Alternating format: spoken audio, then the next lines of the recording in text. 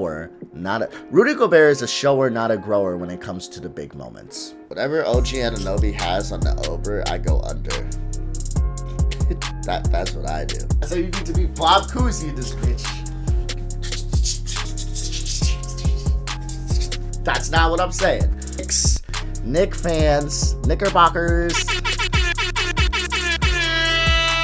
Y'all need to step up, buddy. Y'all need to step up, baby boy. Please do. Step up. Welcome back to my channel, everybody. My name is Trey Fab. I'm a React content creator / streamer. I like to react to different things, whether that be drama nonsense or basketball insight. So if you like the modern NBA, I'm the guy for you. And if you like brain rot, I'm the guy for you. I also like to stream myself playing video games from time to time and also giving random WWE takes. With that being said, today we're going to be reacting to This Is Why People Hate Tyrese Haliburton. Now, before we start this video, I'm going to go ahead and give my quick recap on both games, how I felt, and what I think is going to happen moving forward. Let's first start with the Timberwolves and the Thunder real quickly. I think Julius Randle played like shit. I think Rudy Gobert is big for nothing. He obviously is a shower, Rudy Gobert is a shower, not a grower when it comes to the big moments. So, I have no words to say for him, no positivity words to say for him.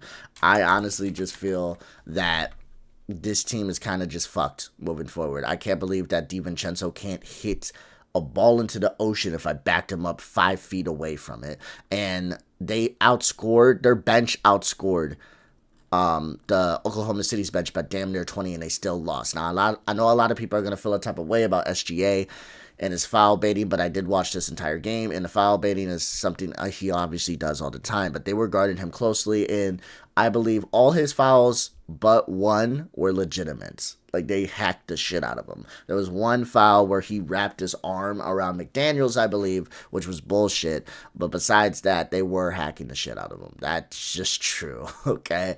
I believe McDaniels clobbered him on the head, or was it DiVincenzo?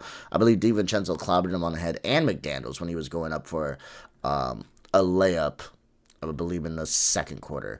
Yeah, this game was not even close since the beginning. They only won the fourth quarter, which just didn't even matter because they were down by like 20-ish points. So they needed to have like a 40-point fourth quarter and hold the Oklahoma City Thunder to like 20 or 18 to even tie the game. So it was over with.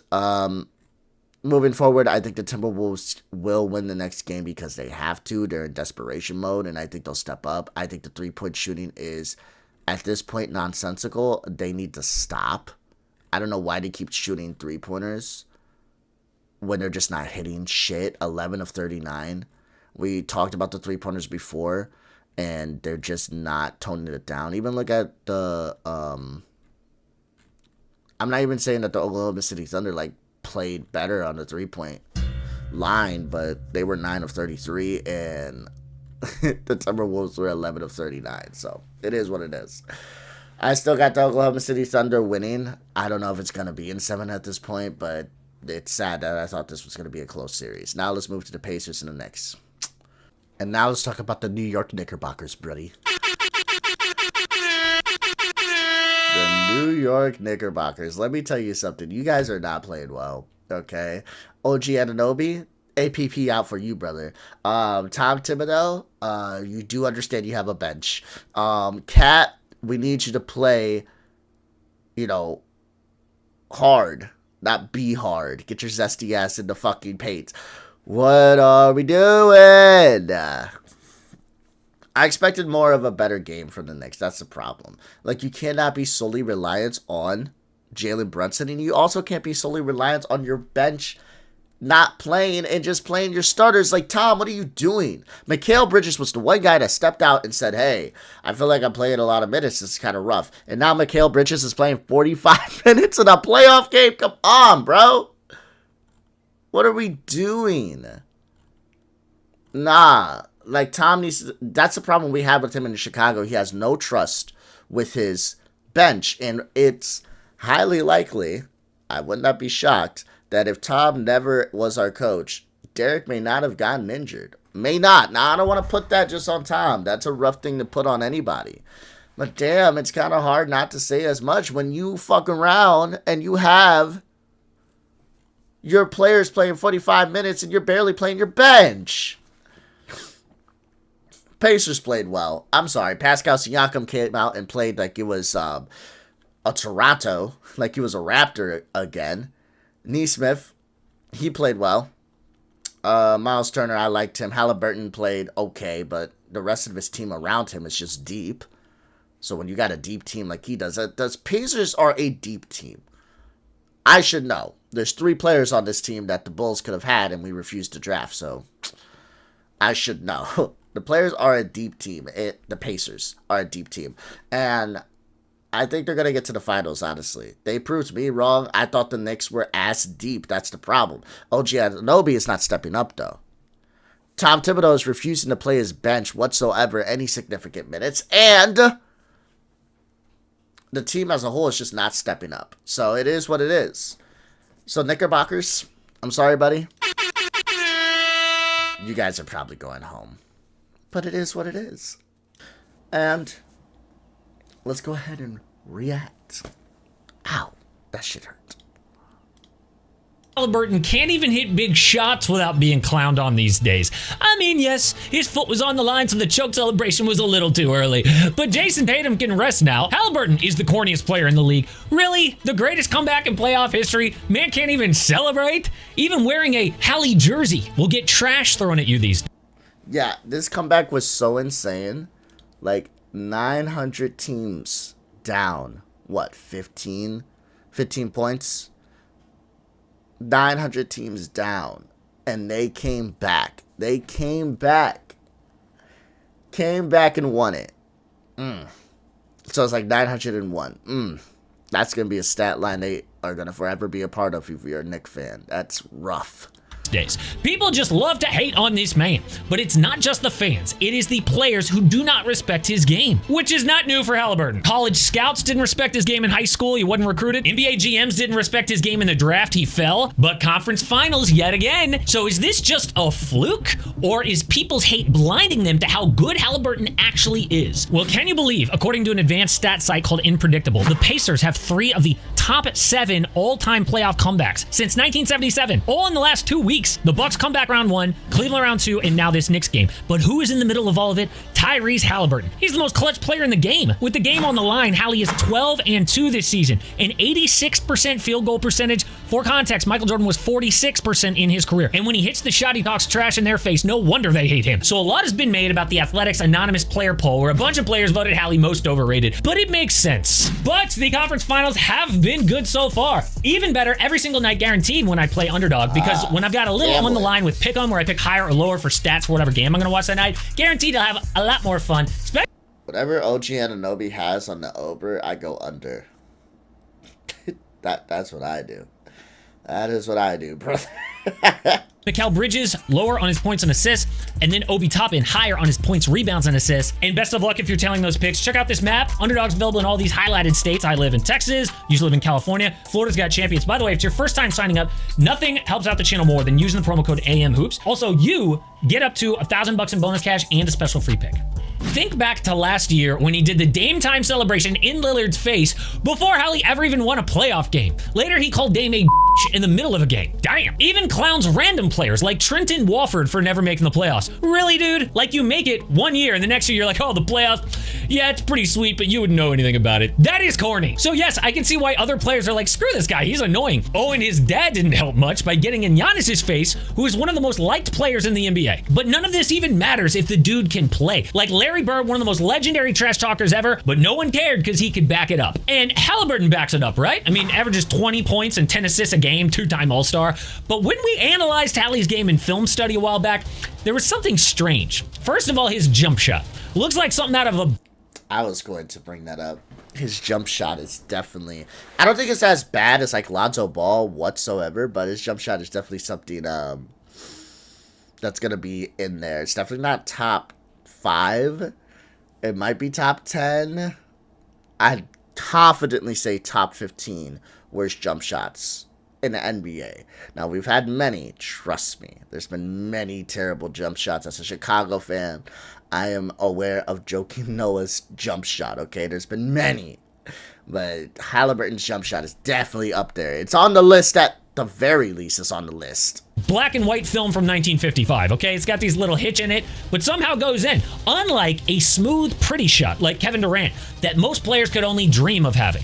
Then his drives are like the most vanilla thing ever. Nothing super advanced here with the ball. Just gonna push it across to his right hand, then turn on the jets and dart to the basket. Great. On the flip side, you got like a Kyrie Irving who does a ton of fancy work just to get to the basket, making the crowd go, ooh. That's not to mention I'm gonna be honest, I'm not sure about this criticism though.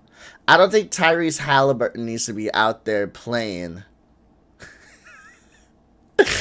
What the fuck is happening? I don't think Tyrese Haliburton needs to be out there playing like it's NBA Street 2. I don't think that matters. Like, okay, he doesn't have a dribble package like Kyrie. That's fine. He doesn't need to do that to get to the paint. He doesn't need that. It's fine. As long as he gets in the paint and as long as he scores, that's all that matters to me. Really, you only need like 1 or 2 moves if you're good to really get into the paint and score a bucket. The more moves you have, the easier it is to weave the lane. But it's not necessarily super important to have a ridiculous dribble package. For the most part, it's just aesthetically pleasing to do, to watch, and to have. I'm just going to be honest with you. I've played a lot of pickup ball. I played a lot of basketball. I've watched a lot of basketball. I've seen guys in the NBA get into the lane with the same 1-2 drop step.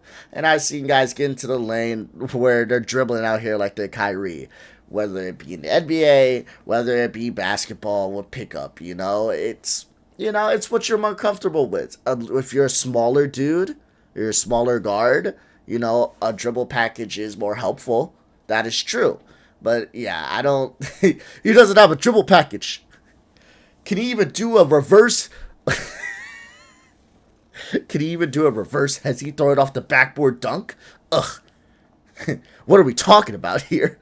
Come on, bro. I don't think it's that deep. Kyrie's handles, which are ridiculous. Look at the bench's reaction during this All-Star game. But Haliburton, one-on-one, God help him if his shot isn't falling because there ain't much there. So players respect things that they themselves cannot do. Instead, when they're guarding Haliburton, they think... Okay, I know he showed turnovers. One thing I want to make clear is you need to be able to dribble. I just don't think you need fancy moves. It's not absolutely necessary. That's all I'm saying. I think you should be able to do a basic crossover, and I think you should be able to protect the ball and to dribble with both hands. I'll make that statement. I'm not saying you need to be a fucking Bob Cousy over here. I'm not saying you need to be Bob Cousy in this bitch.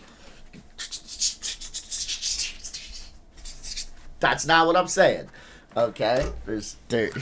You need to be able to dribble from one side, right, to the other.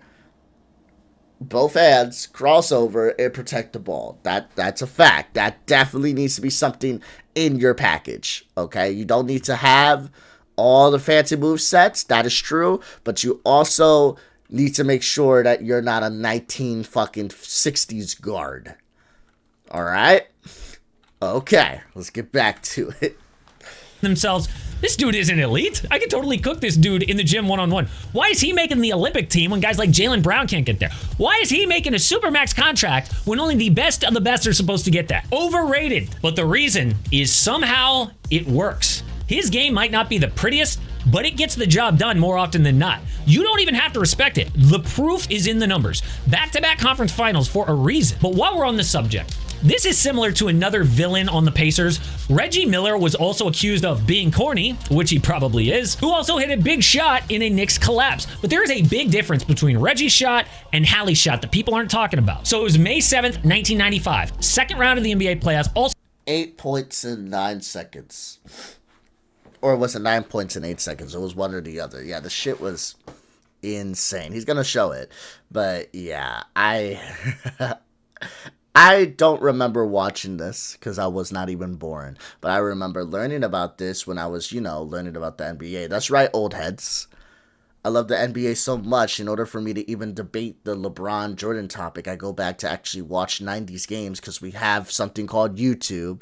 So I had a comment. I'm sorry, I'm not trying to go too far off topic. I had a comment on one of my videos that said, "You're too young to understand," when I gave a full breakdown analysis on why someone's comment was completely wrong, and I actually fact check it, and their response to me was, "You're too young to understand." Huh? What? Also, game 1 in New York. Knicks were up 6 with 18.7 to play. Reggie then took 2 seconds to hit a 3. Knicks inbound. Reggie steals the ball and runs behind the 3-point line to tie it. He then sinks 2 free throws to score 8 points in 9 seconds to win the game. But Hallie's moment wasn't like that. Somebody else did the dirty work. Pacers down 14 with 2:45 to play. Playoff teams in that situation were 0 and 970 before this. Damn. But Aaron Nesmith went on a historic heater. This dude hits 5 3-pointers in under 3 minutes to help Indy come back. If it wasn't for Nesmith, Hallie's little choke celebration never happens. But that's the thing about Tyrese. The deep team around him is the secret. Okay, where the fuck was this at? Where's this energy for Braun? I'm sorry, this is not supposed to be a Braun video, but I want to question that. I want to question that. When LeBron scores a 3 before Ray Allen's big 3. When LeBron scores, 16 points in the fourth, leading up to that big 3, or 16 points including that 3. When LeBron does that, and then the very next play he misses the 3 and Ray Allen hits it, it's Ray Allen saved his legacy. But when Nesmith hits 15 points and then Haliburton hits it, okay, well, that's because he has a deep bench around him, and really it's not Haliburton the reason they won that game. It was Nesmith. I keep saying Nesmith. I'm going to keep calling him Nesmith.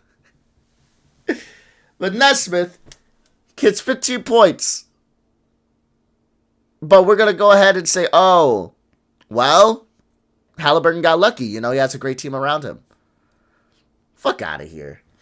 Listen, we're going to hold the same energy in 2025 just like we did way back in the early 2012s, 2013s, okay? Suck a dick. You guys were giving LeBron James shit because Ray Allen saved his legacy. Then you know what? Haliburton saved Nesmith's legacy. I don't know. Let's keep going. Sauce. They are a bunch of players that people gave up on. Take Nesmith, for example. He was the best shooter in college basketball. Hit 52% from 3 at Vanderbilt. So the Celtics use a lottery pick to get him in the 2020 draft, but that shooting just didn't translate. Over 2 seasons, he scored 4 points a game and shot 32% from 3, back and forth from the G League. So Nesmith was just some throw-in player in a trade to get Malcolm Brogdon. And in the short term, Boston won that trade. Brogdon won 6th Man of the Year and helped the C's make the conference finals. But in the long term, not great because Nesmith's shot finally woke up. This year, he hit 43% from downtown, 54% in these playoffs. Plus, he leads the Pacers in playoff rebounds. Yo, he's 6'5", 3-and-D wing like that is hard to find in the NBA. C's messed up. Another one is Obi Toppin, who the Knicks gave up on. Must have felt so sweet throwing down those lobs in the Garden. But then there's Pascal Siakam, who is... You guys know... If you're a Bulls fan, you're not going to like what I'm about to say, but do you guys know that we could have had Haliburton? We could have drafted Haliburton. We could have drafted... Is it Nesmith or Nesmith? I don't fucking know at this point. I've heard it said both ways. I don't know how a simple last name like that is being said multiple different ways by multiple different basketball creators. We're going to go with Nesmith because that's what AM Hoops is saying, so we'll go off of him. We could have drafted Nesmith, we could have drafted Haliburton, and I believe we could have drafted Obi Toppin, the Chicago Bulls. And we went with Patrick Williams. We went with Patrick Williams. I don't want to talk about it. I'm hurt. never mentioned when people talk about stars. Do you notice that? Even though dude was the second best player on a championship team, he's still underrated. But he gets to Indy in a trade last year, doesn't try to take over the team as the big vet. He just fills in what the Pacers don't have. For example, the only Pacer who can play in isolation, in the post, get around his man to the basket or a mid-range turnaround J, at 6'8" with a 7'3" wingspan, basically unguardable for most of the league. So Hallie doesn't have to be that modern day score first point guard that most people expect him to be. Like in the NBA right now, when you think all-star guard, you think like Anthony Edwards, Ja Morant. No, Haliburton just does these simple things really well and probably talks too much trash, but so what? The NBA needs a good villain. All this talk about face of the league, Anthony Edwards, Victor Wembanyama, what about villain of the league? Hallie is actually the perfect player for this. Think about like annoying NBA players that people hate. It makes the game more fun to watch. Patrick Beverley, Dylan Brooks, Draymond Green. What do all these guys have in common? They're all underrated, came to the league with a chip on their shoulder. And not only was Hallie slept on in the draft, his original team gave up on him, trading dude away. Made fun of for not even playing in the Paris Olympics. So it makes sense that while everybody from fans and players are calling him overrated, Tyrese can be a little annoying and corny when he proves those people wrong. But the Celtics are going to go through even bigger changes this offseason. Aaron Nesmith would have been pretty sweet on a cheap contract right now because they are Nesmith would have been pretty sweet for my goddamn Bulls. Expensive. And now with Jason Tatum out with that Achilles tear, Boston has to trade some established stars. So which guys are most likely to be gone this summer? All right, that was a good video about AM Hoops. Like I told you guys, I'm going to go ahead and upload this today. I'm going to make sure that I talk about the next Game 3 after Game 3 is concluded with both series and talk about what I feel about there. But the Knicks, Knick fans, Knickerbockers, y'all need to step up, buddy. Y'all need to step up, baby boy. Please do. Step up, baby boy. Knickerbockers. Step up. But, in all seriousness, though, we'll see what happens as far as the Knicks go. We'll see what happens as far as the Timberwolves go. But I'm going to be honest with you, they seem like they're drawing dead. And depending on how they play in Game 3, if they end up losing, they're dead. So until next time, friends, I will see you. Keep in mind, I have my Memorial Day stream on Monday. I'm sorry, I'm a little sick right now. But until next time, friends, I love you. I'll see you Monday. Stay safe, stay smart, be smooth. Remember, tomorrow's Sunday. I have my double video day. We have a basketball video and a drama video. Woo! So keep a lookout for that. But until next time, friends, see you. Love you. Peace out.